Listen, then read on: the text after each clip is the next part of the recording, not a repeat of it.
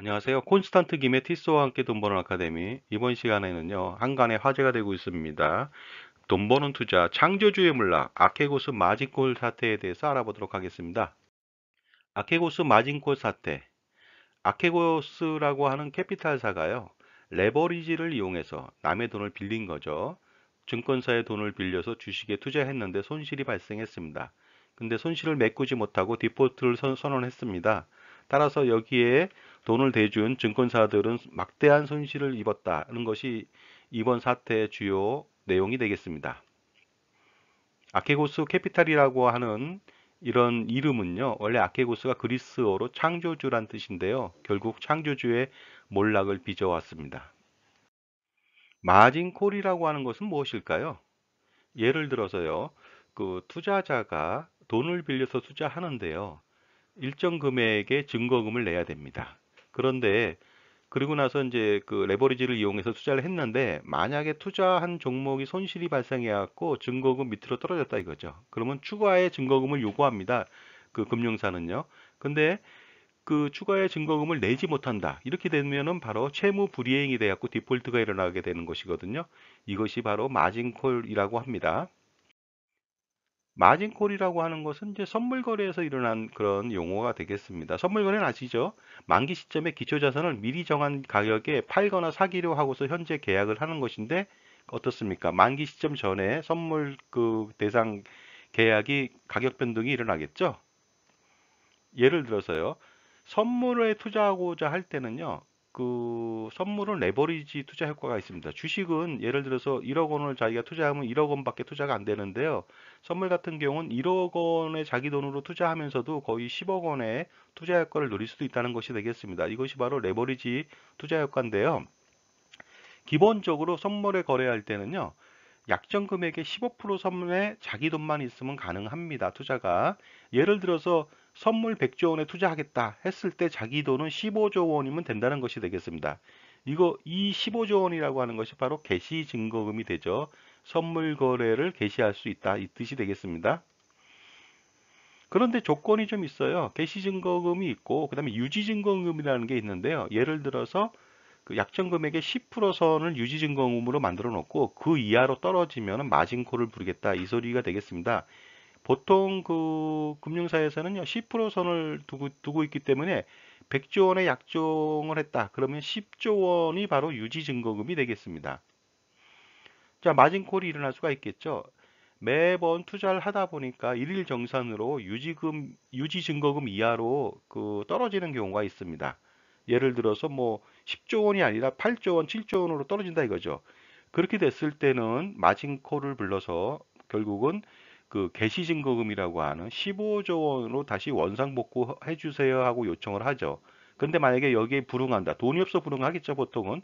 그렇게 됐을 때는 가지고 있는 주식을 전부 다 팔아버리게 된다는 것이 되겠습니다. 이때 팔 때는 거의 다 어떻습니까? 상한가가 아니겠죠, 당연히. 하한가 수준으로 팔다 보니까 잘못하면은 손실이 발생할 수도 있습니다. 그 레버리지를 일으켜준 회사도요. 결국은 추가 증거금을 요구를 하는데요. 추가 증거금이라고 하는 것은 개시 증거금 수준까지 회복하는 증거금인데 그 차익이 얼마냐면 개시 증거금 마이너스 정산후 증거금이 차이가 되겠습니다. 예를 한번 들어볼까요? 개시 증거금이 15조 원입니다. 100조 원의 선물에 거래했죠. 유지 증거금은 서로 약정해서 10조 원이 되겠습니다. 그런데 계속 투자를 하다 보니까 일일 정산 후 증거금이 8조 원, 유지 증거금 10조 원보다 밑으로 떨어졌습니다. 이럴 때 마진콜이 예상되는데요. 추가 증거금으로 요청을 합니다. 얼마를 요청하는지 아십니까? 최초 개시 증거금 15조 원에서 그 일일 정산 후 증거금 8조 원을 빼니까 7조 원이라고 하는 돈을 더 내달라 이거죠. 근데 이 돈을 못 내면 디폴트 처리된다는 뜻이 되겠습니다. 여기서 주의할 점은요. 그 추가 증거금은 유지 증거금 수준으로 올리는 게 아니에요. 2조 원만 올려달라는 것이 아니고 최초 개시 증거금까지 올려달라는 뜻이 되겠습니다. 주식 투자 사례 한번 볼까요? 자기 돈 갖고 투자를 했다. 2억 원으로. 손실이 1억 났다. 그러면 자기 돈은 1억 원만 남겠죠? 그래서 손실 1억 원으로 마무리가 됩니다. 자기만 손실이 났습니다. 뭐 금융회사는 손실 날 이유가 전혀 없겠죠? 그런데 레버리지를 이용했다. 그 대출을 일으켰다는 뜻이 되겠습니다. 빌린 돈이 2억이라고 가정해 볼까요? 이때 빌렸을 때는 자신의 신용 갖고 빌릴 수도 있고, 뭐 뭐랄까 부동산 그 담보대출로 빌릴 수도 있겠지만 신용으로 빌렸다고 가정해 볼게요. 그랬을 때 2억 원으로 투자했는데 손실 1억 원이 났다. 그러면 개인은 1억 원 잔고만 남았죠. 1억 원 손실이 났겠죠?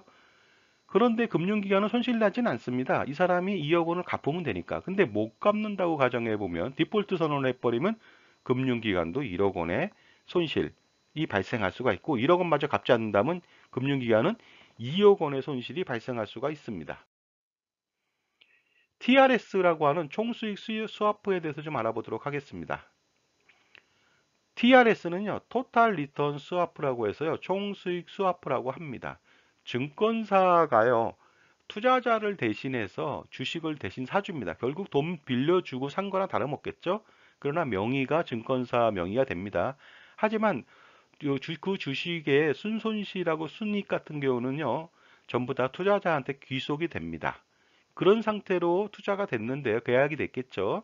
그랬을 때 그 증권사들은요, 이를 대가로 해서 수수료를 지급받는, 수령하는 구조로 되어 있는 파생 상품이 바로 TRS 상품이 되겠습니다.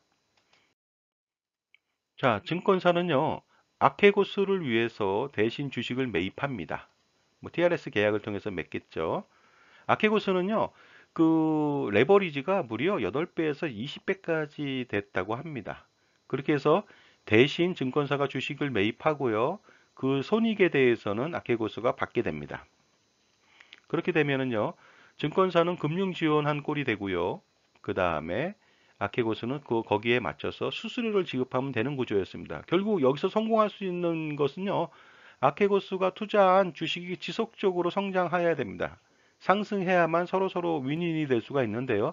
만약에 투자한 주식 가격이 떨어졌다. 그러면요, 아케고스는 마진콜을 당하게 되고 거기에 대해서 증거금을 내주면 됩니다. 근데 내주지 못했을 때는 양쪽이 전부 다 손실을 피할 수 없는 구조가 될 수가 있다는 것이죠. 그런데 아케고스 캐피탈은요, 바이두나 텐센트 뮤직 같은 중국계 자본에 투자했습니다. 그 미국 시장에 상장되어 있는 중국 회사죠. 그런데 바이두의 주식 한번 보겠습니다. 엄청나게 폭락했죠? 텐센트 뮤직 또한 엄청나게 폭락했습니다. 이렇게 해서 주식 투자 손실이 눈덩이처럼 불어났죠.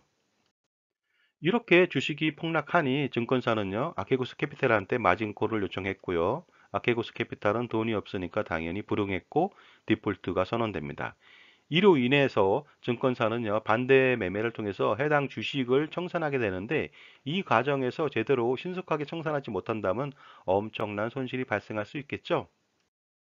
결국 주식 투자 손실의 결과는요, 아케고스 캐피탈뿐만이 아니라 여기에 돈을 빌려줬다고 할 수 있는 증권사들의 막대한 손실로 이어집니다. 증권사는 주식 매입을 통해서 손실이 발생했죠. 아케고스는 두말할 것도 없이 당연히 디폴트로 완전히 파산한 지경이 되겠습니다. 근데 아케고스에 투자했던 돈을 빌려줬던 회사들은 있죠. 골드만삭스 같은 경우에도요. 이것을 마진콜을 당하고 나서 바로 반대 매매를 통해서 신속하게 주식을 매도했습니다. 거의 300억 달러를 매도해서 손실을 최소화시켰고요. 모건 스탠리 역시 150억 달러를 신속하게 매도해서 손실을 최소화했습니다. 그러나 그렇지 못한 그 증권사도 있죠. 노무라 증권 같은 경우에는 20억 달러 손실이 발생했고요. 그 다음에 CS, 크레디트 스위스 같은 경우는 막대한 손실이 예상된다고 보고는 했습니다만은 거의 일각에서는 40억 달러 이상이 될 것이라고 예상하고 있습니다. 이처럼 레버리지를 이용한 투자 손실이라고 하는 것은 엄청날 수가 있다는 것이 되겠습니다. 그 파급 효과도 대단하죠. 왜냐하면 증권사나 금융기관들 또한 피해갈 수 없는 그런 리스크가 되겠습니다. 따라서 투자라고 하는 것은요, 성과도 중요하겠지만 더 중요한 것은 리스크 관리가 아닌가 생각합니다. 이번처럼 그 아케고스 캐피탈의 어떤 능력을 믿고 과도하게 믿고서 과도한 신용 레버리지를 해준 것이 가장 큰 문제가 아니었을까 하는 생각을 가져봅니다. 자, 지금까지 마진콜 사태에 대해서 알아봤습니다. 감사합니다.